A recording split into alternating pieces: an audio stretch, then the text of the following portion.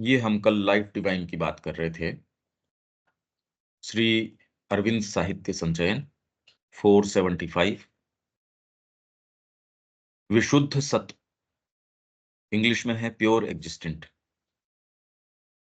जब हम सीमित और क्षणभंगुर हितों के साथ अहंकारपूर्ण व्यस्तता से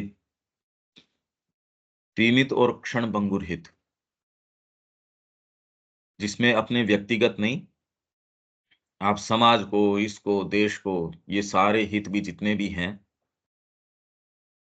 इन सारों से अपनी अहंकारपूर्ण व्यस्तता, इससे अपनी दृष्टि को पीछे हटाते हैं और संसार पर उन निष्पक्ष और जिज्ञासु आंखों से दृष्टिपात करते हैं।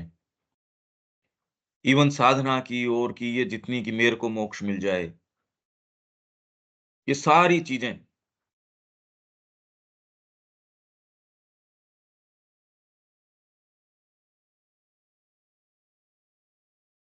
ये सारी जो व्यस्तताएं हैं, कि जब हम सीमित और क्षणभंगुर हितों के साथ अहंकारपूर्ण व्यस्तता से अपनी दृष्टि को पीछे हटाते हैं और संसार पर उन निष्पक्ष और जिज्ञासु आंखों से दृष्टिपात करते हैं जो केवल सत्य की खोज करती हैं, तो हमारा प्रथम परिणाम होता है अनंत अस्तित्व, सत, अनंत गति, अनंत क्रियाशीलता की एक ऐसी असीम ऊर्जा का अनुभव जो अपने आप को सीमाहीन में शाश्वत काल में उड़ेलती है।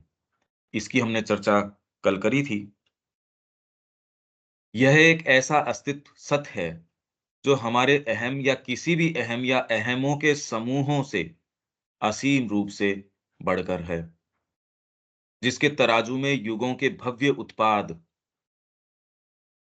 उत्पाद जो हैं, वो क्षणिक धूल के सिवा कुछ नहीं है, और जिसके गणनातीत योगफल में अगणित असंख्यों की गिनती केवल एक क्षुद्र कीट समूह की भांति है। हम सहज वृत्ति से इस प्रकार कार्य करते हैं, अनुभव करते और अपने जीवन विचार बुनते हैं, मानो यह अति विशाल वैश्वगति हमारे चारों ओर हमें ही केंद्र बनाकर हमारे लाभ के लिए, हमें सहायता या हानि पहुंचाने के लिए कार्य कर रही हो। मतलब इसके अंदर व्यक्तिगत अहम ये सोचता है सारा ब्रह्मांड मेरे चारों तरफ घूम रहा है, और सामूहिक अहम मनुष्य जाति ये देख रही है यहाँ जो भी कोई चीजें हैं, यहाँ नदी, पहाड़, समुद्र, आपका जो जीवन है यहाँ, और जितने भी लाइफ फॉर्म्स हैं वो सारे आपके उपभोग के लिए हैं। एक क्षण भी हम ये नहीं, इवन ये जो ग्रह घूम रहे हैं ये भी सारे हमारे लिए हैं। तो इस तरीके की चेतना के अंदर बहुत मुश्किल है कि भैया तेरे लिए नहीं है ये, और ये प्रकृति और ये विश्व तेरे को कोई कुछ मानता भी नहीं है। आप अगर इस विचार में आ सकें, पर ये क्या कह रहे हैं, हम सहज वृत्ति से इस प्रकार कार्य करते, अनुभव करते और अपने जीवन विचार बुनते हैं।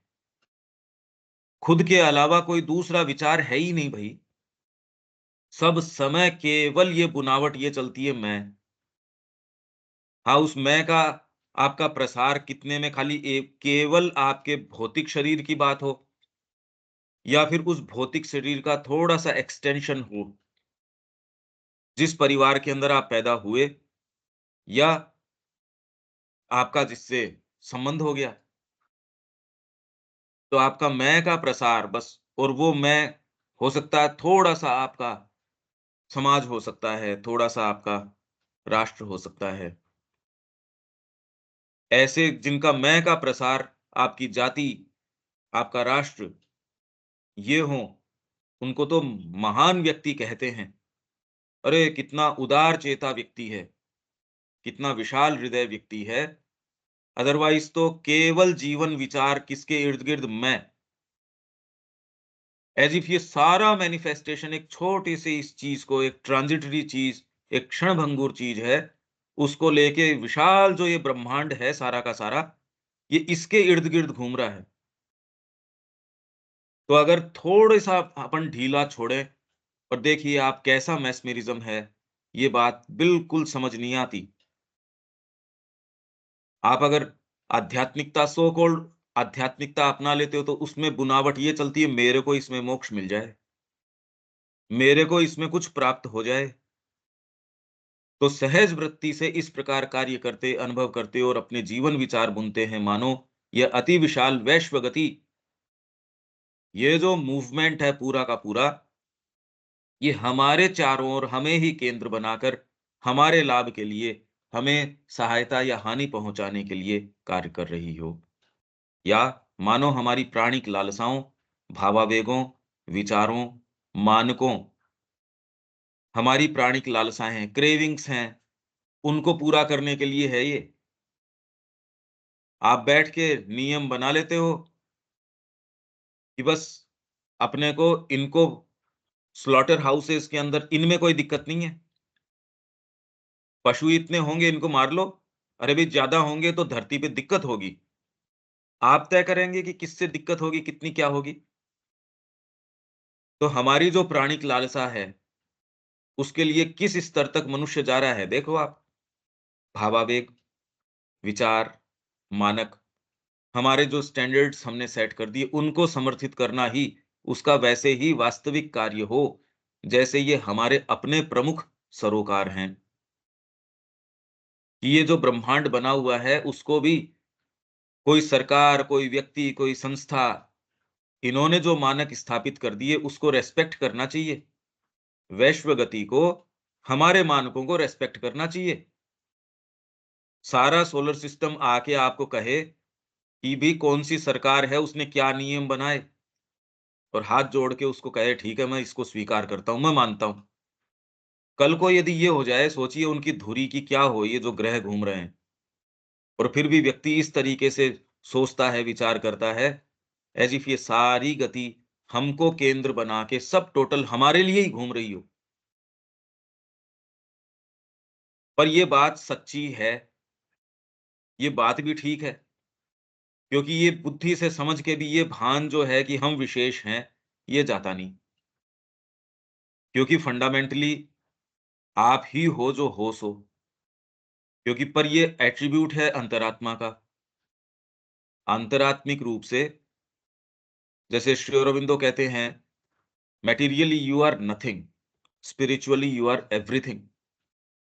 मटेरियली व्यक्ति कुछ नहीं है। उसको ये नहीं पता कि अभी 2 मिनट बाद क्या होने वाला है, कुछ नहीं पता। मटेरियली यू आर नथिंग और स्पिरिचुअली आपके अंदर स्पिरिट है, स्पिरिचुअली यू आर एवरीथिंग। इसीलिए वन मैन्स परफेक्शन, एक व्यक्ति का परफेक्शन जो है still can save the world, क्योंकि और कोई दूसरी चीज़ एक्जिस्ट ही नहीं करती। तो यदि इस भाव में हो, पर उसके अंदर फिर बाद में ये सारा प्रसार आपका ही है, फिर अहम में जो सरोकार है, वो रहता नहीं। तो इसलिए भारतीय संस्कृति के अंदर वो सीधे-सीधे सर्वभूत हिते रतः, जो ऋषि है, जो एक साधु है, सर्वभूत हिते, तो और करेगा क्या, क्योंकि उसका खुद का ही तो प्रसार है वो, उसके अलावा तो कोई चीज़ है ही नहीं। जीव मात्र नहीं, वो तो तत्व मात्र के साथ, कोई भी चीज़ है उसके साथ वो वैसे ही व्यवहार कर रहा है, तो वो तो चेतना ही कुछ और हो गई। तो ये जो सरोकार है कि मैं विशेष हूँ, मेरे इर्द-गिर्द सारी चीज़ घूम रही है, यदि अंतरात्मा के दृष्टिकोण से देखो तो है बात ठीक, और बाहरी दृष्टिकोण से देखोगे, तो हम बिल्कुल कुछ नहीं हैं, नगण्य नहीं, हम है ही नहीं। भौतिक विशालता को ही देखो आप, जिसके अंदर भई सारी मनुष्य जाति को आप कुल में देखो तो पृथ्वी के ऊपर क्या है ये? कुछ नहीं। पृथ्वी इस सौर मंडल के अंदर क्या है? कुछ नहीं। और ये सौर मंडल हमारी जो आकाश गंगा है उसमें क्या है? और ये आकाश गंगा जो वास्तव में पूरा ये है उसमें क्या है? अब बताओ उसके अंदर एक व्यक्ति कहे मैं कहाँ हूँ कहाँ यहाँ? धरती का ही नहीं पता लगता है इस विशालता के अंदर। जब हम देखना शुरू करते हैं, तो अनुभव करते हैं कि उसका अस्तित्व स्वयं उसी के लिए है। वैश्व गति का अस्तित्व, ब्रह्मांड का अस्तित्व उसके अपने लिए है, हमारे उपभोग के लिए नहीं है, हमारे लिए नहीं। उसके खुद के अपने विशाल लक्ष्य हैं उसका अपना जटिल और सीमाहीन विचार, अपनी विस्तृत कामना या आनंद है जिसे वह संसिद्ध करना चाहती है। और एक समय के बाद में ये पता चलता है व्यक्ति को, जब उसकी चेतना कुछ विशाल होती है, ये सारा जो मैनिफेस्टेशन है वो भी उसका ही अंग है। भई आप अगर वेदांत की भाषा में कहो अहम ब्रह्मास्मि, तो फिर तो और कोई दूसरी चीज़ बचती नहीं, पर वो चेतना अलग हो गई। उसमें ये सरोकार जो है, ईगोइस्टिक तरीके का सरोकार नहीं है। उसके अपने विशाल और विकराल मानक हैं, जो मानो हमारे मानकों की तुच्छता की ओर दया और व्यंग भरी मुस्कान के साथ देखते हैं। मतलब हमारे ऊँचे से ऊँचे मानक, ऊँचे से ऊँचे हमारे साक्षात्कार, ये वो सामान्य चीज़ें तो छोड़ो, मनुष्य जाति की ऊँची से ऊँची भी जो बैबलिंग्स हैं, उसकी जो बड़बड़ाहटें हैं, जो उसने परमात्मा के बारे में कही हैं, परमात्मा ये है, परमात्मा वो है, या आपका कर्म विधान, ये करोगे तो ये होगा, ये करोगे तो ये होगा, ये सारी जितनी भी ऊँची से ऊँची बातें भी हैं, इसकी ओर यदि वैश्व गति अगर हम देख पाते, वो किस तरीके से देखती है, वो तो दया और व्यंग भरी मुस्कान के साथ देखती है, देखो ये क्या हो रहा है। अरे भाई, ऊँचे से ऊँचा मनुष्य चाहे वो कैसा कुछ भी हो, है तो वही, है तो मानसिक चेतना का ही, तो उसकी ओर उनके मानकों की तुच्छता, मानक जो भी स्थापित करते हैं, हमारे जो भी टॉर्च बेयरर्स हैं, जो मानक स्थापित करने की स्थिति में हैं, वो जो भी मानक स्थापित करते हों, इंडिविजुअल लिविंग के मानक, कलेक्टिव लिविंग के मानक, ये सारे स्टैंडर्ड्स जो सेट करते हैं, उनकी ओर वो ऐसे दया की दृष्टि से देख बेचारा, मतलब हमारे ऊँचे से ऊँचा व्यक्तित्व कोई आ गया हो, महापुरुष आ गया हो और वो मानक कोई भी सेट कर रहा हो, तो भी उसकी ओर दया, व्यंग भरी मुस्कान के साथ देखते हैं। देखो बेचारा क्या कर रहा है, और हम कितना सीरियस होके इसके पीछे रक्तपात करना और करना, इस दृष्टिकोण से देखो मनुष्य जाति की स्थिति, और कैसी दयनीय स्थिति है। ऐसे के अंदर ascend to the divine life अगर ये करते हो, तो एग्जिस्टेंस का कोई आपका मायना है, अदरवाइज तो दयनीय स्थिति है। दिव्य जीवन की ओर आरोहण यदि व्यक्ति सचेतन रूप से कि एकमात्र करने लायक काम ये है, नहीं तो ऐसी तुच्छता है, यदि व्यक्ति को एक क्षण भी आभास इसका आ जाए, तो जैसी दया और व्यंग्य भरी मुस्कान के साथ वैश्वगति हमको देखती होगी, हमको भी ये सेंस आ जाएगा, अरे ये कैसा बेचारापन है ये, हम कैसी लिमिटेड एग्जिस्टेंस के अंदर हैं, ये भाव हमारे अपने आ जाएगा। ये तो नहीं होना चाहिए। तो तुरंत क्या होगा, आपकी जो संलग्नता है, जितना सीरियसली आप जीवन को, इवन और दूसरी चीज़ों को, जिसको आप सो कॉल्ड डीपर परस्यूट्स, ये वो, ये जितनी भी कहते हो, ये सब का रुख चेंज हो जाता है, एकदम चेंज हो जाएगा। जिसको जिसके प्रति दया आ रही हो या व्यंग भरी मुस्कान के साथ उसको देख रहा हो, वो उन कामों में कैसे खुद संलिप्त हो सकता है? कभी नहीं करेगा वो ये काम। भोजन करेगा तो इसलिए क्योंकि डिवाइन लाइफ के लिए मेरे को इसके परिरक्षण की आवश्यकता है, इसलिए, बस। संलग्नता नहीं, यहाँ तो चला-चला के प्लानिंग करते हैं हम। तो उन सारी चीज़ों के साथ हमारी जो संलग्नता है, उसमें बहुत रिलीफ़ मिलेगा हमको। हमको जीवन में बहुत रिलीफ़ आएगा, ये यदि हम थोड़ा कंसीव भी कर पाएँ इस चीज़ को, और फिर भी हम दूसरी अति की ओर न झुकें। ये अति कि हम बिल्कुल कुछ हैं ही नहीं, नगण्य हैं, ये भी एक दूसरा एक्सट्रीम है। क्योंकि ईगोइस्टिक तरीके से अगर आप इस ओर हो, झुक जाते हो, टेंडेंसी आपकी ये मैं कुछ नहीं हूँ, तो जीवन के अंदर आपके जो प्राणिक ऊर्जा है, करने की जो क्षमता है, जो जज़्बा है, वाइटैलिटी है, वो खत्म हो जाएगी, कि मैं तो कुछ हूँ ही नहीं। तो आपका फिर बाद में सेंस ऑफ पर्सनल चॉइस, वोल्यूशन, स्व इच्छा, वो रहेगी नहीं। हालाँकि ये सोच के कर भी नहीं सकते, पर ये तो श्री अरबिंदो एक थॉट को बिल्ड कर रहे हैं। फिर भी हम दूसरी अति की ओर न झुकें और अपनी नगण्यता के बारे में बहुत अधिक निश्चित भाव न बना लें। ऐसा करना भी एक अज्ञानता का कार्य होगा और विश्व के महान तथ्यों की ओर से अपनी आंखों को मूंद लेना होगा। विश्व के महान तथ्य ये हैं, अहम ब्रह्मास्मि। अगर आप अपनी नगण्यता की बात करो तो अहम ब्रह्मास्मि कैसे आएगा? मैं अगर नगण्य हूं तो अहम ब्रह्मास्मि कैसे? पर ये तो चेतना की स्थिति अलग चेंज हो गई है। तो एक चेतना की स्थिति ये है जो हमको प्राप्त हो सकती है, जो कि ऋषि है, उन्होंने दर्ज करी है, उन्होंने ये सामने रखी है, हाँ, ये है, ये किया जा सके। पर अभी वर्तमान में कलेक्टिविटी इस चीज़ के लिए हमको समय नहीं दे रही। आप सोचो कि आप आध्यात्मिक मोक्ष की ओर, इसकी ओर चले जाओ। कलेक्टिविटी इसके लिए, इसलिए मानव एकत्व जो श्री अरविंदो का विज़न है, जब तक वो काम नहीं किया जा रहा, इंडिविजुअल की जो साधना है, वो इस सेटअप के अंदर करना मुश्किल है। एक गति वर्तमान में इस तरीके की आ गई, श्री अरविंदो का जो ड्रीम है, मानव एकता की ओर, उसको लाना वर्तमान की सबसे अवश्यंभावी गति होनी चाहिए। अरे! शरीर ही नहीं बचेगा तो अंगुली का अपनी आपका कुशल-क्षेम कैसे हो जाएगा? अगर व्यक्ति ही नहीं रहा, तो अंगों के कुशल-क्षेम की तो कोई बात ही नहीं रही। कोशिकाएँ बहुत बढ़िया हों, तो भी अगर व्यक्ति ही नहीं है, तो वो क्या कर लेंगी अपने आप में? तो इस तरीके से देख के ये सारी चीज़ें एक पर्सपेक्टिव के रूप में आए, तो हम अपने जो जीवन के विषय में निर्णय हैं, वो एक एक सही दिशा के अंदर लें, सार्थक जीवन। ये इस तरीके से देख पाएँ, मतलब ये तो कॉमन सेंस की सी बात होनी चाहिए। क्योंकि ये असीम गति अपने लिए हमें महत्वहीन नहीं मानती।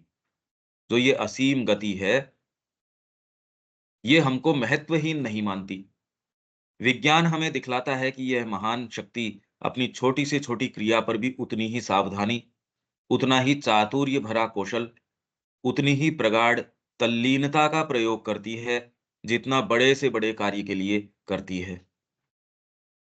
मतलब आप भौतिक विज्ञान भी किसी एक अणु के रहस्य के अंदर, परम अणु के रहस्य के अंदर भी जाता है, तो भी उसके अंदर परम प्रज्ञा कार्य कर रही है।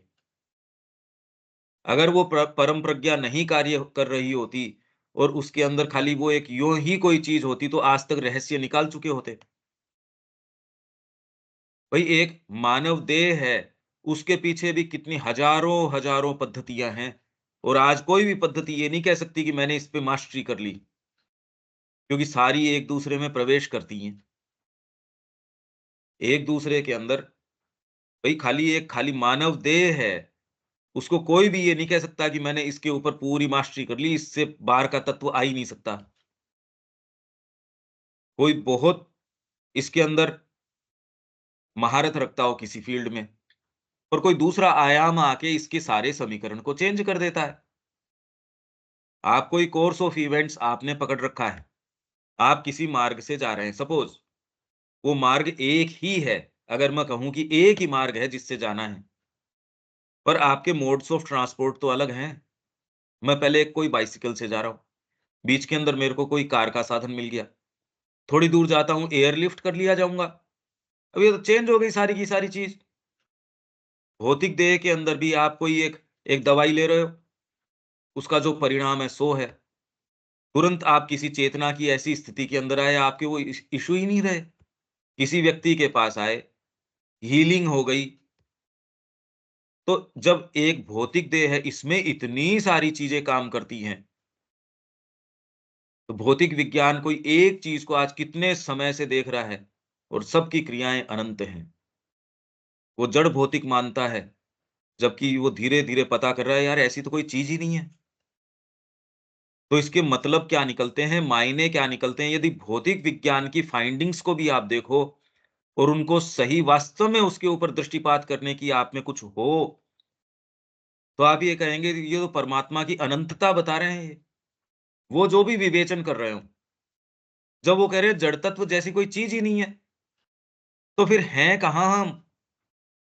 हम उन्हीं सत्यों की ओर मुख करेंगे यदि हम में अकल है, जो हमारे ऋषियों ने पहले बता दी।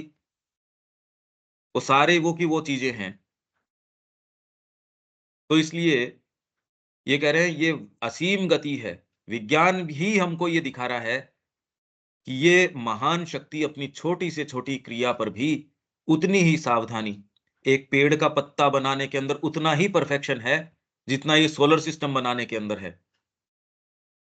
एक छोटा-सा कीट पर बनाने में, एक छोटा-सा को कुछ भी छोटी-सी चीज़ बनाने के बारीक से बारीक चीज़ आपका एक बाल बनाने के अंदर भी इतनी सावधानी, इतना चातुर्य भरा कौशल, जितना कि पूरे ब्रह्मांड को बनाने के अंदर लगा है, मतलब इसमें कोई कमी नहीं है।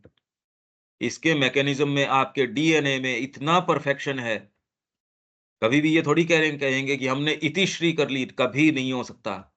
कब है? क्यों है ये ऐसा? आप कितनी भी टेक्नोलॉजी लगा लो, मानव का सारा एआई लगा लो, तो भी ये निर्माण नहीं कर सकते और इसके अंदर आप कह रहे हो कोई परमात्मा है ही नहीं, कोई परम प्रज्ञा है ही नहीं, कोई डिवाइन विज़डम है ही नहीं। देखो कैसी विशेष बात है ये। और हम ऐसे निवास कर रहे हैं जैसे भगवान है नहीं। सारी चिंता हमारे सिर के ऊपर है। हमारी जो संलग्नता छोटे-छोटे मुद्दों से, हम अपने आप को ही रेस्ट्रिक्ट कर देते हैं, जबकि परम प्रज्ञा तो एक छोटे से छोटे कण में भी किस तरीके से कार्य कर रही है, ये देखिए। अगर ये आभास एक क्षण मात्र के लिए भी आ पाए, बौद्धिक स्तर पे भी, ये बहुत रिलीफ देगा, बहुत आराम दे देगा।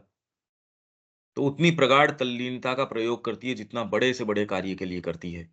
यह महान ऊर्जा समदर्शी और निष्पक्ष माता है। समदर्शी बराबर एक बाल बनाने में, एक कण बनाने में, एक विद्युत कण बनाने के अंदर, छोटी से छोटी चीज़ के अंदर भी इतना परफेक्शन है और उतनी ही अपनी एनर्जी देती है।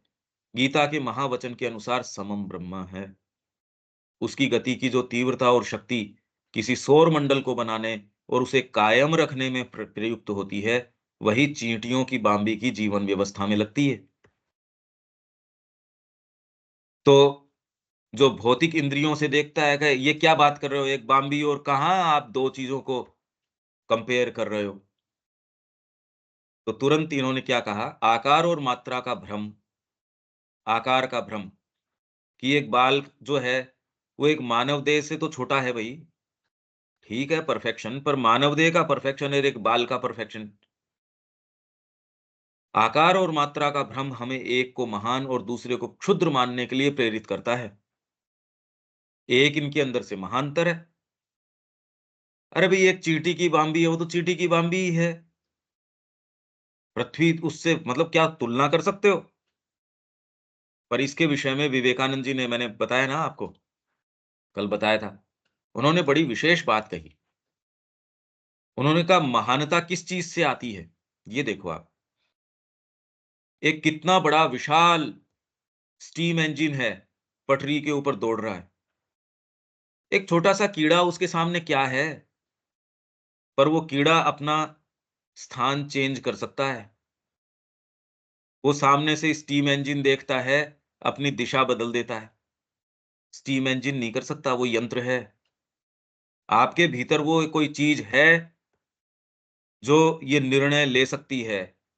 और अगर ये चीज़ है, तो आप स्वयं परमात्मा, एक अनंत की शक्ति, क्योंकि आपके निर्णय आपको कहाँ से कहाँ लेके चले जाएँगे।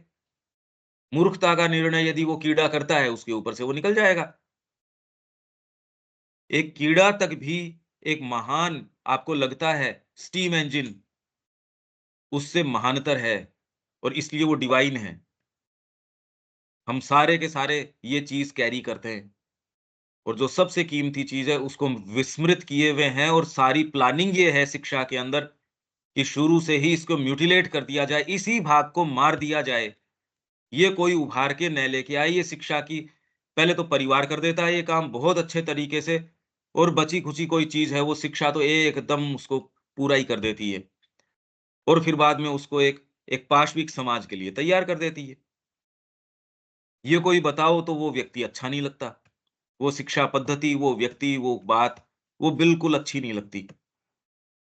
परिस्थिति है, इसका आभास आना मात्र भी कितना मुश्किल लग रहा है देखिए।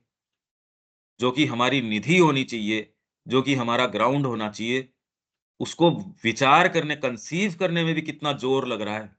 ये देखिए हम मनुष्य जाति वर्तमान किस स्थिति में है। तो आकार और मात्रा का भ्रम हमें एक को महान, दूसरे को क्षुद्र मानने के लिए प्रेरित करता है। इसके विपरीत यदि हम मात्रा की राशि को न देखकर गुण की शक्ति को देखें, तो हम देखेंगे कि चींटी उस सौर मंडल से अधिक महान है जिसमें वह स्वयं निवास करती है, और मनुष्य कुल मिलाकर सारी अचेतन प्रकृति से भी महानतर है, क्योंकि ये इसके अंदर अपने तरीके से मोल्ड कर सकता है।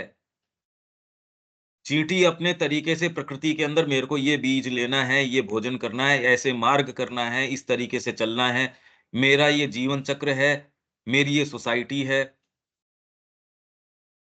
तो जो जो अचेतन प्रकृति जो प्रतीत होती है, उससे महानतर है, क्योंकि ये चॉइस कर सक रही है, इसलिए महानतर है।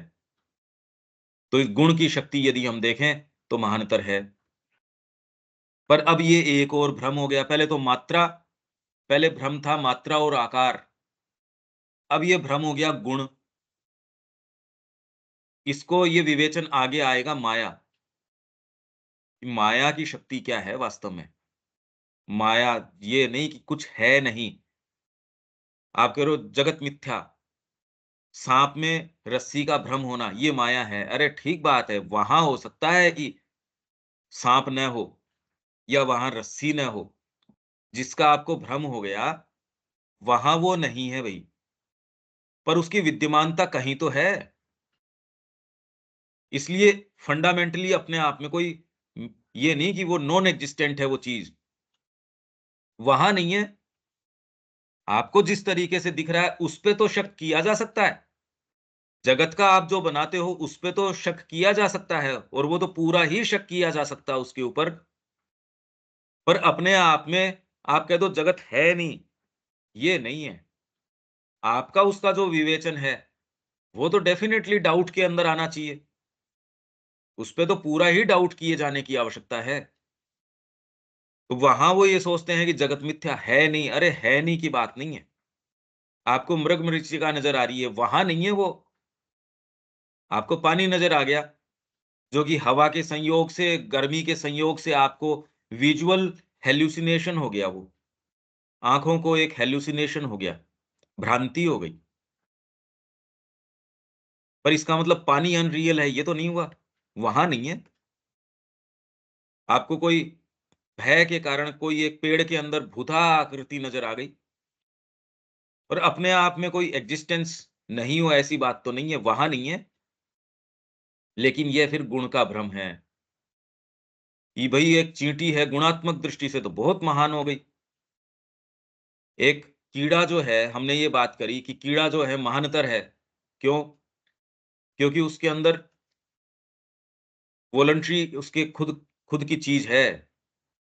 वो अपने निर्णय ले सकता है, इसलिए वो महानतर हो गया। तो ये गुण का भ्रम आ गया। पहले तो आकार और मात्रा, अब ये गुण।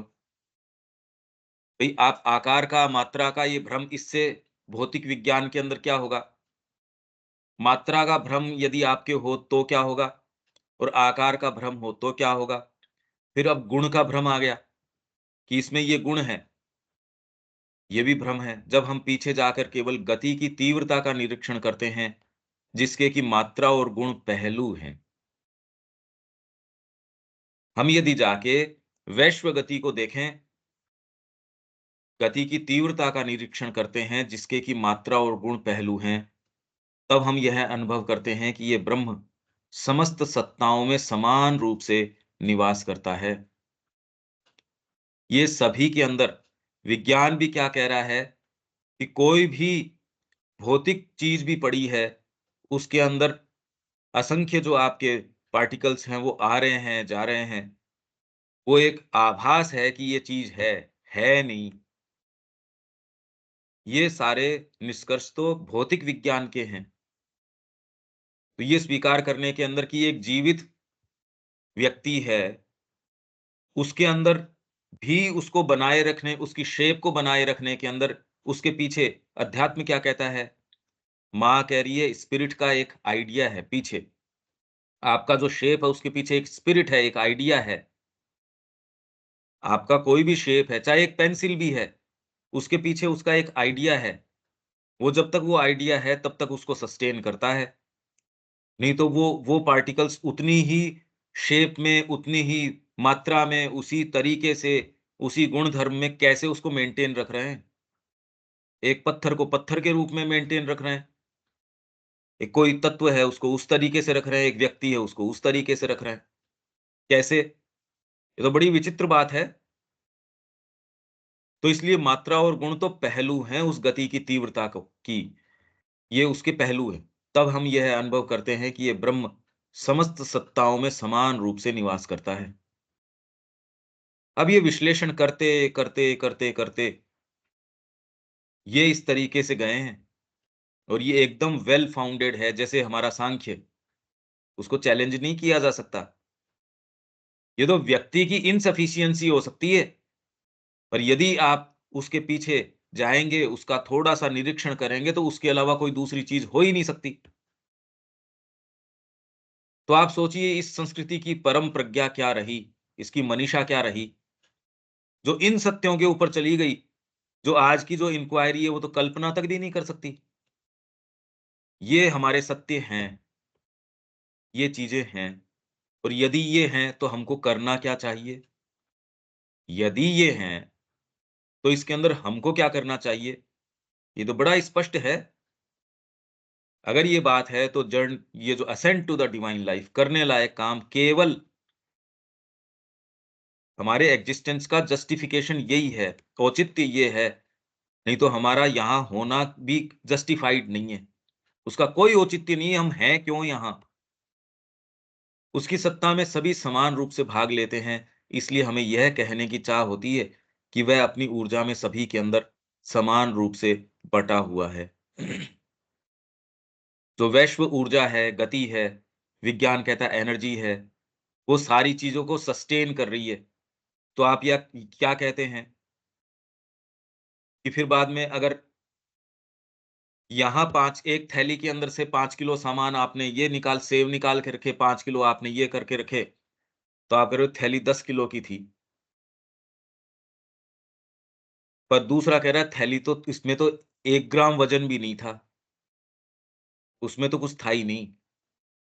ये इसमें हाथ दे के हो सकता है 5 किलो नहीं 10 किलो सामान और निकाल के रख देंगे। आप कहेंगे ये क्या गणित है भई? ब्रह्म का यही गणित है। पूर्ण में से पूर्ण निकालते हो पूर्ण बच जाता है। तो ये तो तब होगा जब शून्य था। जब थैली में कुछ नहीं हाथ डालते हो जो चीज़ निकालनी है निकाल के दे दो। जैसे पवहारी बाबा, पवहारी बाबा ने एक भंडारा किया, उसमें बहुत सारे जो है, सारे सन्यासी है, साधु, महात्मा ये भंडारे में जितने भी आते हैं सब आए और वो अपने पहुँचे हुए व्यक्ति थे, सामान्य व्यक्ति नहीं।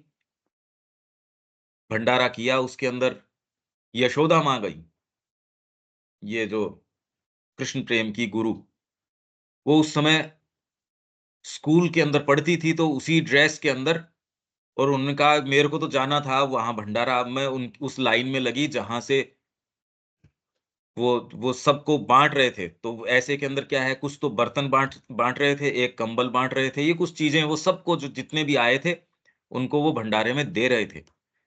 तो उनकी जिज्ञासा थी कि मैं स्कूल गर्ल हो थी और मेरे जिज्ञासा थी ये इतना सामान ये रखते कहाँ हैं? गुफ़ा तो कितनी बड़ी गुफ़ा होगी ऐसे। तो जब मैं उनके सामने गई, जो भी भेष बदल के या जिस भी तरीके से उस लाइन में खड़ी हो गई कि पहचान ही ना जाऊँ, नहीं तो उनको तो अलग कर देते कोई भी।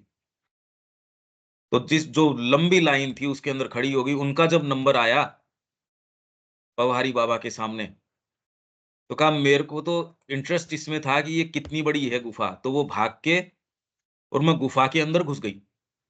लोग अवाक रह गए कि ये क्या? ये तो सोच भी नहीं सकते आप कि ऐसा कोई कृत्य किया जा सकता है। और मैं क्या देखती हूँ अंदर कुछ नहीं, कुछ भी नहीं। कैसे तो वो चीज़ें बँट रही थी, कैसे काम हो रहा था।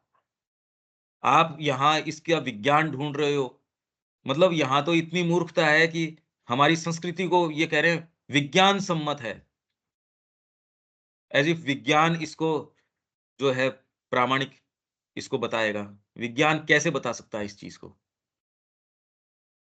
तो हम जितना सीरियसली इस चीज़ को ले रहे हैं, इसके नियम कुछ और ही हैं।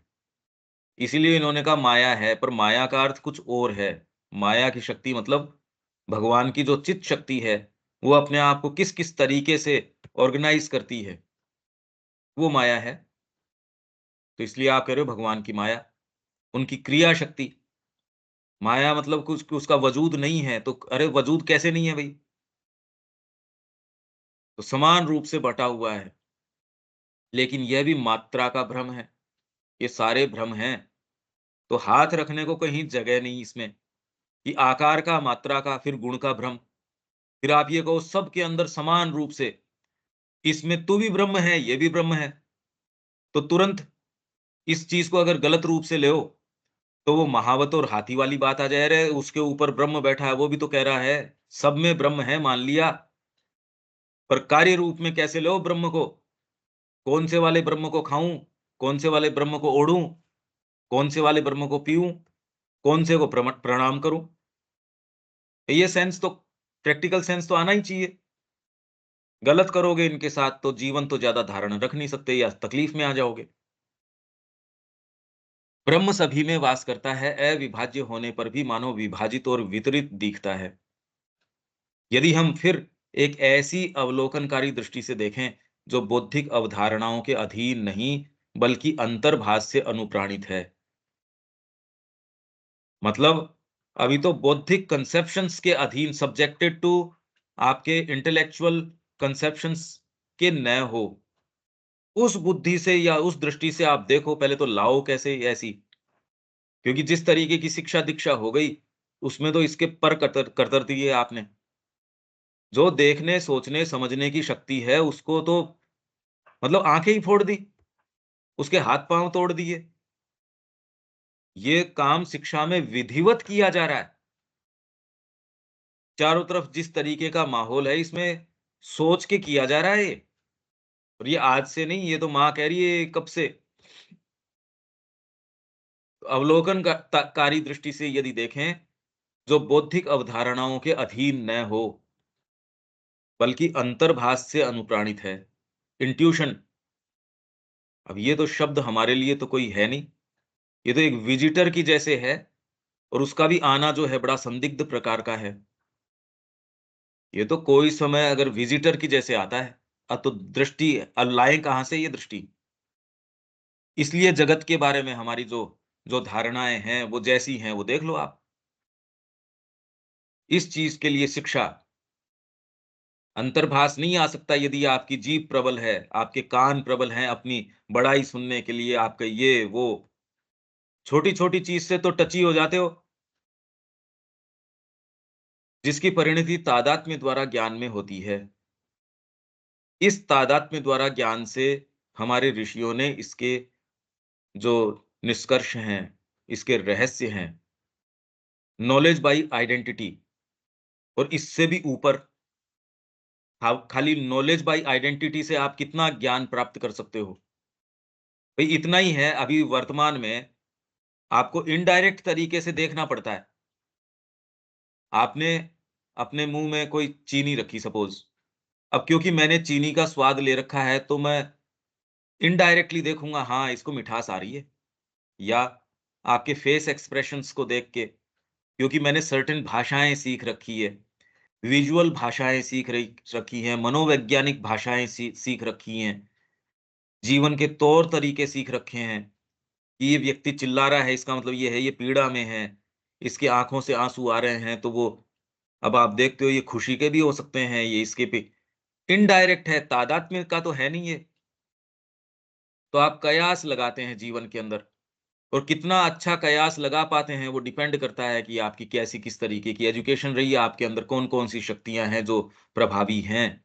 कुछ थोड़ा पढ़े लिखे हो, कुछ थोड़ा आपके अंदर फैकल्टीज़ हैं, उतना अच्छा कयास लगा पाते हो।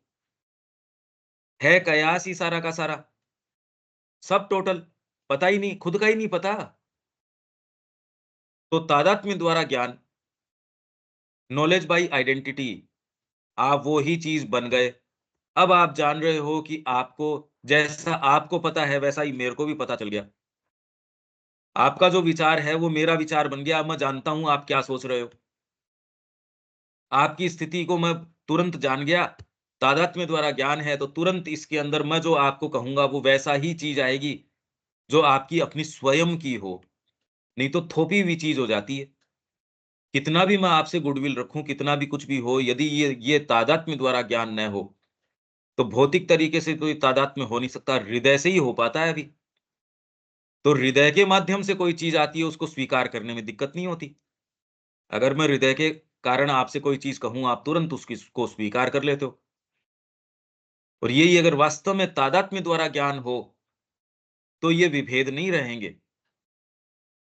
पर इससे एक इसकी भी सीमा है। अगर मैं आप बन जाऊँ, तो भी आप अपने आप को कितना जानते हो, उतना ही जान पाऊँगा। तो क्या जाना? कुछ नहीं जाना। एक पेड़ अपने आप को क्या जानता है, यदि मैं तादात्म्य से पेड़ बन गया।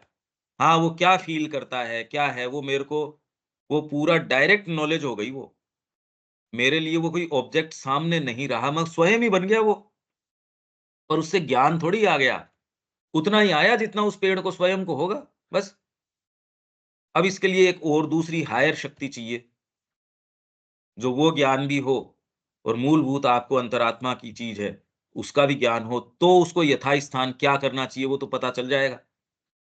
भई आपके शरीर में आपके बच्चे के साथ कोई पीड़ा है, आपको वो महसूस हो गई, डॉक्टर थोड़ी हो गए उससे। ये पता चल गया हाँ, पेट में दर्द हो रहा है भई, पर उसका उपचार क्या है ये थोड़ी पता चल गया। तो तादात्म्य द्वारा ज्ञान में होती है वहाँ तक तो ठीक है, पर उससे आगे नहीं। तो हम देखेंगे कि इस अनंत ऊर्जा की चेतना हमारी मानसिक चेतना से भिन्न है। उसकी कॉन्शसनेस हमारी कॉन्शसनेस से अलग है। ये सारी चेतना के स्तर हैं, ये सब हो सकते हैं, लोगों ने किए हैं, कर रहे हैं और कोई भी 2 व्यक्ति में एक जैसी नहीं है। ये किया जा सकता है। इनफैक्ट जिस तरीके से हम जगत को देख रहे हैं, ऐसा है ही नहीं और हम सारे समय किसके ऊपर प्रीऑक्युपाइड हैं? अपने शरीर और उसके साथ जो रिलेशन में है अपने परिवार और उससे भी खराब सो कॉल्ड आपने साधना अपना ली तो भी भोजन। मेरे को इसने ऐसे कैसे कह दिया? उसके तो अहंकार जितना हमने देखा है, उतना तो सामान्य व्यक्ति के तो इतना होता ही नहीं। इसको आपने ऐसे कैसे कह दिया? ओहो! इसने मेरे को अरे इसीलिए उद्देश्य में निवास करो। अपने उद्देश्य के अंदर निवास करना शुरू करो और ये इन चीज़ों को बुद्धि से भी अगर समझोगे, तो जो हम सेंसिटिव रहते हैं अपने बारे में लेके, मेरे को ये मेरे हर चीज़ को मैं से रेफ़र करते हैं, कितना बढ़िया से बढ़िया काम कर दो, अल्टीमेटली एक मंदिर का निर्माण कर दिया, मैं से एसोसिएट कर दोगे।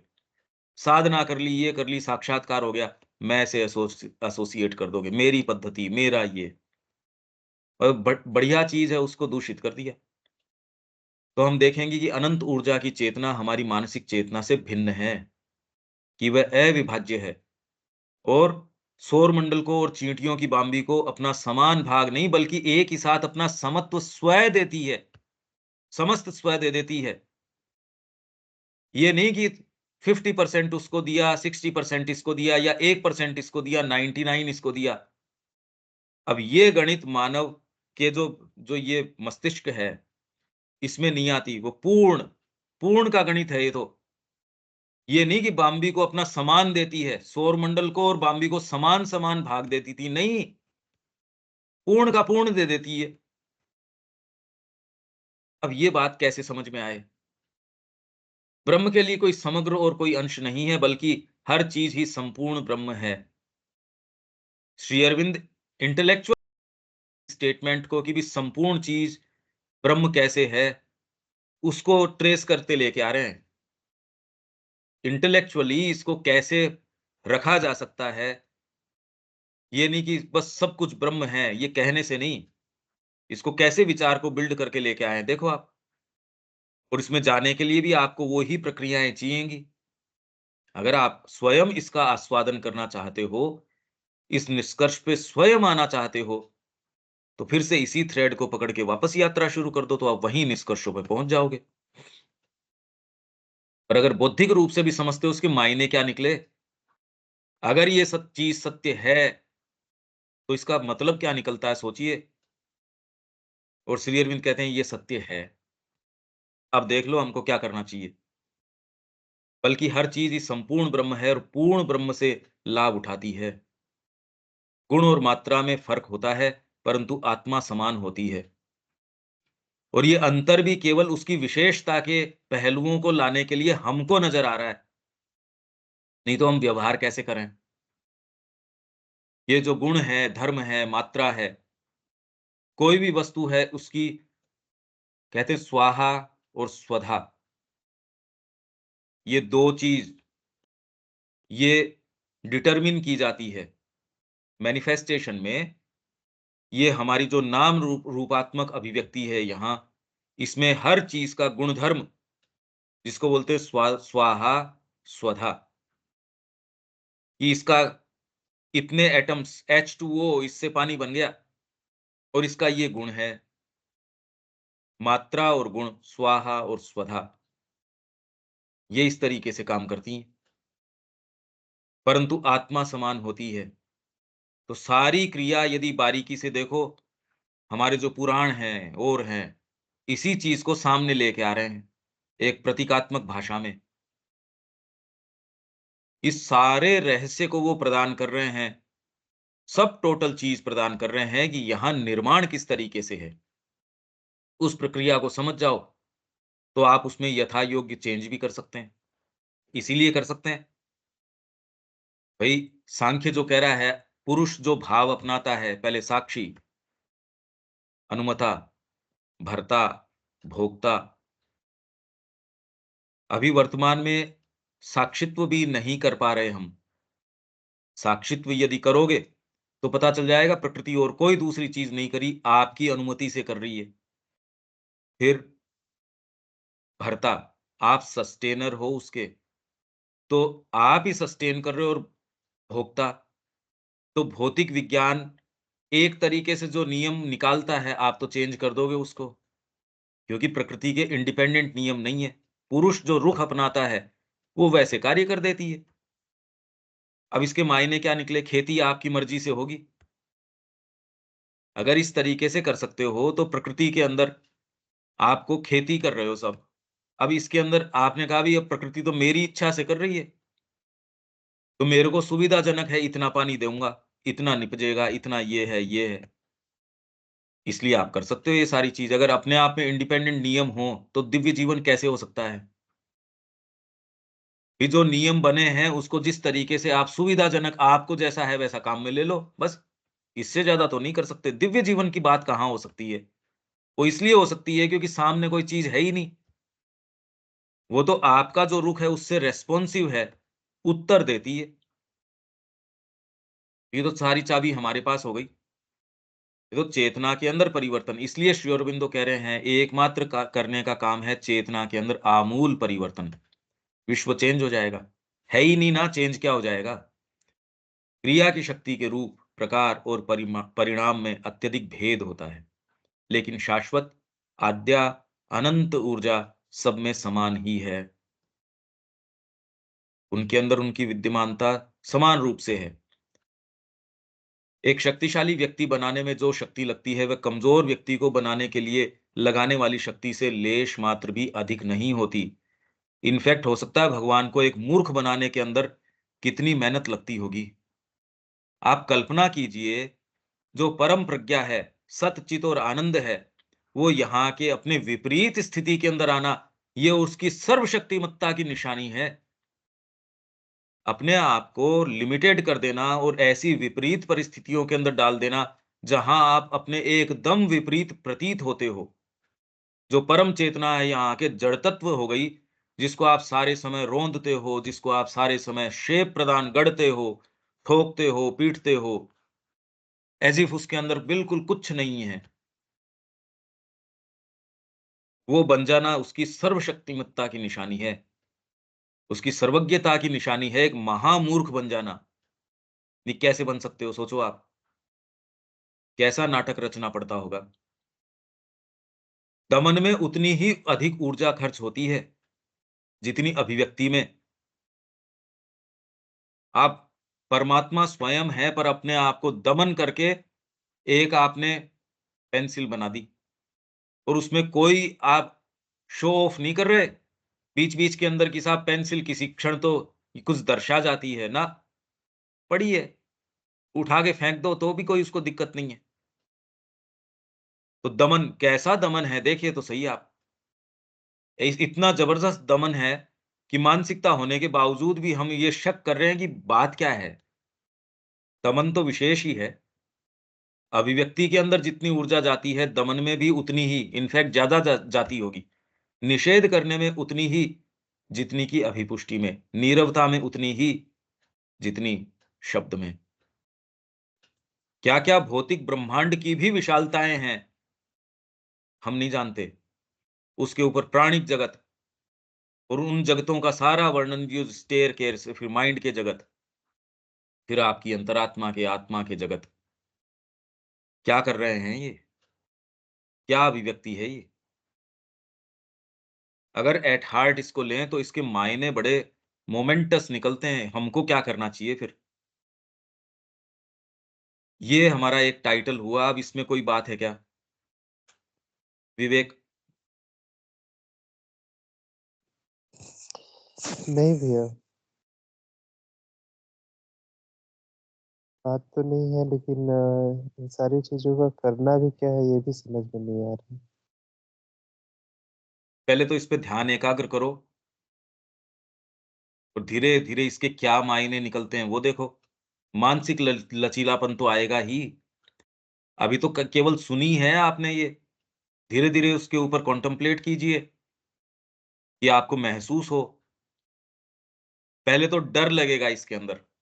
एक मूवमेंट ये हो सकता है यदि आप इसके ऊपर ध्यान एकाग्र करें, तो ऐज़ इफ आपने जो अपने आप को मान रखा है, उसमें आपको उस सीमा में सेफ्टी लगती है। आपको सुरक्षित महसूस होता है उस सीमा के अंदर। यदि आप वास्तव में ध्यान देंगे और ये सीमा टूटने की अगर आएगी, तो ऐसे लगेगा कि झटका आएगा, झटका आ सकता है। आप ऐसे कि मैं गिर रहा हूँ या मैं तो रहा ही नहीं, ये भय भी आ सकता है। यदि वास्तव में आप इसके ऊपर ध्यान एकाग्र करते हैं, सिर घूमना शुरू कर सकता है, चक्कर आने शुरू हो सकते हैं। ये सारी चीज़ें हो सकती हैं। अभी तो एक खाली आप पहले तो आत्मसात करने की कोशिश कर रहे हो, ये कहना क्या चाह रहे हैं वैचारिक दृष्टि से। पर यदि आप इसके ऊपर इसको अनुभव के स्तर के ऊपर थोड़ा बहुत करेंगे, तो आपकी सीमितता है, उसको तो बहुत ये चैलेंजिंग लगेगी ये चीज़। ठीक है, विवेक? हाँ भैया, ठीक है। हाँ, रविकांत जी।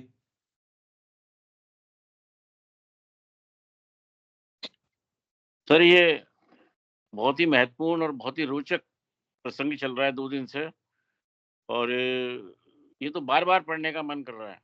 हाँ, बहुत ही शानदार व्याख्या की है और बहुत महत्वपूर्ण है, जी, बहुत ज्ञान। जी। देविका जी? हाँ जी, क्लियर है पंकज भाई। बाकी सोचने का है और कॉन्टेम्पलेट करने का है। जैसे हम ये कह रहे हैं कि अहम ब्रह्मास्मि तत्वमसि, तो ये इसके पीछे ये सारा है प्योर एग्जिस्ट कि भाई जो ब्रह्मा की शक्ति है वो इंडिविजिबल नहीं है, वो पूरी की पूरी ही है। ब्रह्म, ब्रह्मा नहीं ब्रह्म। हाँ जी, ब्रह्म की और ब्रह्म ब्रह्मा ब्राह्मण और ब्रह्म में ब्रह्म अंतर है। ब्राह्मण लिखा हुआ है इधर। हाँ, ब्रह्म क्यों एन लगाते हैं ना, और ब्रह्मा में एन नहीं लगाते। इंग्लिश में जब आप लिखते हो, तो हाँ इस जी, स्पेलिंग के अंदर ब्रह्म जब लिखते हो तो एन लगता है, ब्रह्मा लिखते हो तो एन नहीं लगता। हाँ जी, तो डिफरेंस क्या है दोनों में? ब्रह्मा तो एक शक्ति है, क्रिएटर के रूप में आप उसको देखते हो। ब्रह्म तो एक ऐसी निरपेक्ष सत्ता है, एक एब्सोल्यूट बीइंग को आप कंसीव कर रहे हो, ब्रह्म है, एक सुप्रीम रियलिटी है। जो अनमैनिफेस्टेड है वो यहाँ पे जो मैनिफेस्ट है वो भी है, जो अनमैनिफेस्ट है वो भी है, इन दोनों से ऊपर भी है। यहाँ जो भी कुछ नजर आ रहा है वो भी ब्रह्म है, जो नजर नहीं आ रहा है वो भी ब्रह्म है, जो नजर आ सकता है वो भी ब्रह्म है, और जो कभी भी अननोएबल है, जैसे सावित्री में एक है ना, pursuit of the unknowable. Unknown तो नोन नोन किया जा सकता है, ज्ञात किया जा सकता है, पर अननोएबल जो ज्ञान के क्षेत्र की चीज ही नहीं है, वो तो अननोएबल ही रहेगा। तो ये सारे ही ब्रह्म ही हैं, ये सारे जितना जान गए वो भी ब्रह्म है, जो जान सकते हो वो भी, जो कभी नहीं जान सकते, ऑब्जेक्ट ऑफ नॉलेज नहीं हो सकता, वो भी ब्रह्म है। इस हाँ तरीके से डिफाइन करते हैं इसको। हाँ जी, तो ठीक ये है, बस, हाँ जी, क्लियर है। पर इसके मायने अब जीवन के अंदर क्या निकले, इसका जीवन से क्या अर्थ निकलता है? अब वो संलग्नता कॉन्शियसली तो आप नहीं कह सकते कि यार यही काम, ये क्या हुआ फिर? आपके वर्तमान जीवन के ढांचे के ऊपर तो इसका प्रभाव फिर बाद में एकदम ही क्रांतिकारी होना चाहिए। अगर विचार ये आता है तो जीवन से वैसी ही संलग्नता बौद्धिक रूप से तो नहीं होनी चाहिए। एक्चुअल में आप कितना कर पाते हो वो एक अलग बात है, पर बुद्धि में तो क्लैरिटी आनी चाहिए कि भाई ये करने के लिए थोड़ी आए हैं, क्योंकि फंडामेंटली हमारा स्वरूप ही कुछ और है। हाँ जी, इसलिए वैसी व्यस्तता जीवन के साथ, मतलब सबसे निम्नतर स्तर के ऊपर ऑपरेट करने की क्या आवश्यकता है? इसीलिए विवेकानंद जी सब जगह जहां जा रहे, अरे तुम वेदांत की संतान हो, वेदांत की संतान हो, स्वीकार करो इसको, और ये देश फिर से वहीं पहुंच जाएगा। उनका धर्म की अतिशयता नहीं है जिसने भारत को उसकी वर्तमान स्थिति के अंदर डाला, पर यहां धर्म अपने सच्चे मायनों के अंदर क्षीण हो गया, इसलिए ये हमारी स्थिति हो गई। उसको उसके लॉजिकल एंड तक लेके नहीं जाया गया। इसीलिए श्री अरविंद कह रहे हैं सनातन धर्म एकमात्र वो ही जो है हमारी पॉलिटिक्स है, वो ही हमारी आगे की यात्रा है। उसी को आगे का भावी विश्व धर्म प्रेषित करना है सनातन धर्म को। वो ही पॉलिटिक्स होगी, सनातन धर्म ही। वो ही जीवन का तरीका होगा, वो ही शिक्षा होगी, वो ही अर्थशास्त्र होगा। मतलब उसके अलावा कोई चीज ही नहीं है भाई। ठीक बात है, ये इसके बहुत बहुत परिणाम निकलते हैं। वो सारे ही परिणाम निकलते हैं इसके, जो श्री अरविंद आगे ले ही आएंगे। अगर खाली ये कोरी फिलोसॉफी हो जिसका जीवन से कोई संबंध नहीं हो, तो फायदा ही क्या हुआ इसका? इतना हाँ कम से कम हमें बौद्धिक रूप से स्पष्टता रखें। अगर जीवन से ये नहीं जुड़ता हो तो हम क्यों समय व्यर्थ व्यर्थ करें अपना कीमती समय? ये खाली मानसिक कुछ ऐसे आकार बनाए, हमको तो इसमें कोई इंटरेस्ट है नहीं। अनिल जी, कोई बात है? हाँ पंकज जी, ये मतलब एक्चुअली जो अब लीला का जैसे अपन एक प्लेन टर्म में बातें करते हैं, तो लेकिन उसको समझने में बहुत मदद कर रहा है। मतलब ये आपको मतलब क्या खेल क्या चल रहा है ऐसा, मतलब वो पूर्ण है, मतलब या कोई परसेंटेज में नहीं है, किसी में चीटी में कोई ऐसा नहीं कि कम है, पूरा कंप्लीट हर चीज में अभिव्यक्ति जो है वो तो संपूर्ण है। हाँ, तो वो ठीक ये बात है, हाँ पर हाँ अब तो ये, आपके प्रैक्टिकल जीवन में इसके क्या हाँ इम्प्लीकेशंस अब उसको उतरते हैं वो देखो। अपन उसको एसिमुलेट बार बार चीज हर चीज में उसको मतलब देखने का एक जो पर्सपेक्टिव है वो थोड़ा वो चेंज होगा आपका। तो हर चीज में अपन उस चीज को उस तरह से हाँ, पर देख इसमें ये पाएंगे। देखिए हम्म। कि आपके वर्तमान ढांचे को, उसी परिवार, उसी चौखट, उसी चारदीवारी, क्या इससे उसमें कुछ ढीलापन आता है क्या? नहीं नहीं, अगर आ वो ही रहा है नहीं वो तो। आता हाँ बिल्कुल आता है। तो ये ढीलापन आना चाहिए इसके अंदर। हाँ तो वो उसमें शिफ्ट आना शुरू हो जाता है। बिल्कुल। तो शिफ्ट इसलिए आएगा। थोड़ा थोड़ा समय निकाल के आ जाओ, ये ठीक। तैयारी के लिए ये इसमें आ ये जो जाइए। लास्ट जो आया ये दमन दमन का मतलब ये क्या है, मतलब जैसे बहुत छोटी चीज हो गई, या मतलब जैसे चींटी में भी मतलब एक बहुत उसको असीमित फॉर्म में आ गया तो भी एनर्जी उतनी ही लगेगी, इसका मतलब ये दमन मतलब। मतलब आपने अपने आप को, मैं प्रकांड पंडित हूं, पर मैंने अपने आप को शांति से बिठा रखा है, मैं महान संगीतज्ञ हूं, और किसी मूर्ख हम्म। का संगीत जाके सुन रहा हूं और एकदम शांति से। देखिए, जो भी जिस हाँ। फील्ड का ज्ञाता है, उसके लिए शांति से बैठ पाना, बाहर से नहीं बोलेगा पर अंदर से तो उसके विवेचन चलता रहेगा हर चीज का। आप हम्म। जिस विषय के जानकार हैं, उस विषय के ऊपर कोई चीज में आप जाके उसके सेमिनार में, उसकी चर्चा परिचर्चा में जाके बैठे आप, तो खदबदाहट तो चलती रहेगी अंदर से। वो नहीं हम्म। हो तो भी आपके तो प्रश्न उत्तर तो चलते ही रहेंगे। तो ऐसे में अगर आप प्रकांड कोई व्यक्ति हो, या आप में परम चेतना, सत्य, चित और आनंद, पूर्ण सत है, पूर्ण चित है, पूर्ण आनंद है, ऐसे को यहां ला के बिठा दिया, उसको कोई चिंता नहीं है एक पत्थर बनने के अंदर। और उस पत्थर को उठा के किसी के सिर पे मार दो तो दिक्कत नहीं हो रही। तो भी ये नहीं कि ये आप किसी स्त्री के सिर पे मार रहे हो, यार मर जाएगी, तो वो पत्थर हटता नहीं, वो तो जाके लगता है उसके। या पानी में फेंक दोगे तो भी कोई दिक्कत नहीं है। उसके टुकड़े कर दोगे किसी, उससे तो क्रश करोगे तो भी कोई दिक्कत नहीं है उसके। दमन कितना जबरदस्त दमन है वो, ये देखिए आप। उसको ये दिखाने की जल्दबाजी नहीं है कि मैं परमात्मा हूँ। हाँ, ठीक। दमन देखिए आप किस स्थिति का दमन है। हमको कर सकता है क्या कोई? ज्ञान नहीं है तो भी हमको कोई 2 बार भी थोड़ा-सा ये कहेगा, अरे आप जानते नहीं मैं कौन हूँ। मैंने 20 साल ऐसे ही इसमें खर्च नहीं किए। अरे तेरे 20 साल तू अनंत शाश्वत काल को देख, तेरे 20 साल क्या हैं यार? अरे मेरे पास इतने नौकर हैं, मेरे पास ये है। वो दमन कर पाना, बाहर से न बोलोगे पर अंदर से ये भाव न उठे, ये तो संभव है नहीं, मनुष्य के लिए तो संभव है नहीं। ठीक बात है। परमात्मा ने अपनी भगवत्ता को एकदम ही भूल के वो ऐसी चीज बन गया, दमन का तो एकदम प्रत्यक्ष दमन। हम आप और मैं बैठे हैं ना, और दमन क्या हाँ, चाहिए? बिल्कुल। इतनी चर्चा करनी पड़ रही है, इससे ज्यादा और दमन क्या चाहिए, ये सोचो आप। ये है दमन, हमारे रूप में आ गया। हम क्या हैं, वो हमसे छिपे हैं क्या? हम खुद जो जैसे हैं वैसे। इससे ज्यादा सही। दमन और क्या होगा?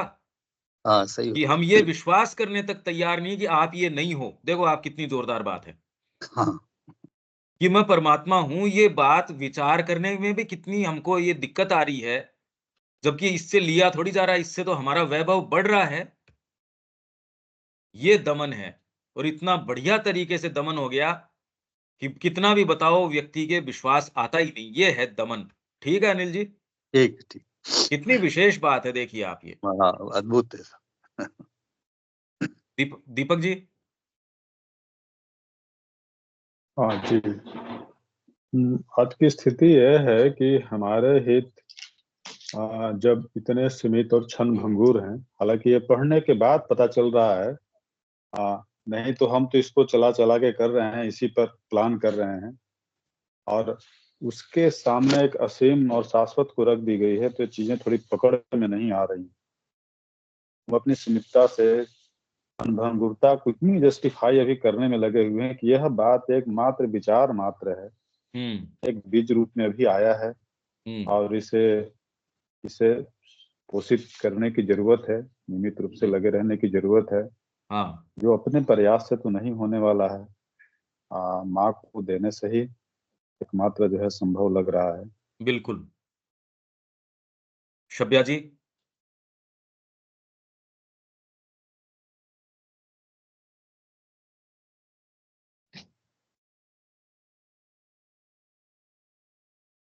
यही है भैया, हम तो कल से कोशिश कर रहे थे कि अपने को साक्षी भाव से अपना अवलोकन करें, लेकिन कई तरह का विचार विचार विचार आ रहा है, और हम इसी को उलझ के रख। आप कल बता रहे थे साइकिल का पॉइंट की कहाँ रहता है इसमें भी, लेकिन ये नहीं हो पाया है। लेकिन हाँ, ये साक्षी भाव लाने का कोशिश हम कर रहे हैं, संलग्नता से अलग हटने का कोशिश कर रहे हैं। पर ये विचार देखें भी तो कितना उसमें अद्भुत है। ये विचार हाँ, भी कैसा अद्भुत है। हाँ, अगर इसको थोड़ा बहुत भी आप आत्मसात कर सकें तो आपको बड़ा मुक्त कर देता है बंधनों से। तो और इसके ऊपर चलते हैं, अगर एक कदम भी चल पाए तो गीता जो उसको प्रॉमिस करती है, भगवान अर्जुन को प्रॉमिस क्या करते हैं? स्वल्पम अपि अस्य धर्मस्य त्रायते महतो भयात। महत जो भय, जगत आपको भय के रूप में दिखाता, तेरा ये हो जाएगा, तेरे परिवार नहीं होगा तो ये होगा, पैसा नहीं होगा तो ये होगा। और व्यक्ति सबसे पहले इसकी पोट बांध के अगर फेंक यार इसको, ये तो गंदगी है, बेकार चीज है ये तो, सबसे पहले उसको फेंकता है। जिससे जगत आपको भय दिखाता है, वो भयों से तो पहले पिंड छुटाता है कि तेरे तो जड़ पहले निकालूंगा मैं। और जो जगत का भय उसको फिर आता है उसके पास, कि तेरी जड़ अब निकाल दूंगा। अब बताओ भय कैसे आए ऐसे व्यक्ति के पास? त्रायते महतो भयात स्वल्पम अपि अस्य धर्मस्य। इस बात का यदि एक बूंद भी आपके अंदर चले जाए तो जगत आपको भयभीत नहीं कर सकता, नहीं तो रात दिन भयभीत करता है कि आपके साथ ये हो जाएगा, तेरी मृत्यु हो जाएगी, तो वो तो वैसे भी होनी है यार, भय दिखा के क्यों मारे, भय क्यों दिखाए। ये बात कितनी जल्दी यदि बच्चे को समझ में आ जाए, सोचो एक व्यक्ति स्वतंत्रता में निवास करे, एक बेचारा खुद भी परेशान हो रहा है, कैसी भयंकर साइकोलॉजिकल पीड़ा है। सोचिए तो सही आप, शिक्षा में ये चीज बच्चे को मिलनी चाहिए, समाज को इस तरीके से होना चाहिए, पूरी मनुष्य जाति के लिए ये संभावना है, और बेचारी रह कहाँ रही है देखो आप। तो इसके लिए अपने को पूरा खुल के सामने आ जाइए, जो प्रयास करना है वो प्रयास करें इसके लिए। ठीक है शब्या जी, ठीक है भैया। यहाँ विराम देते हैं, कल मिलते हैं। जय श्री माँ। जय श्री माँ। जय श्री माँ।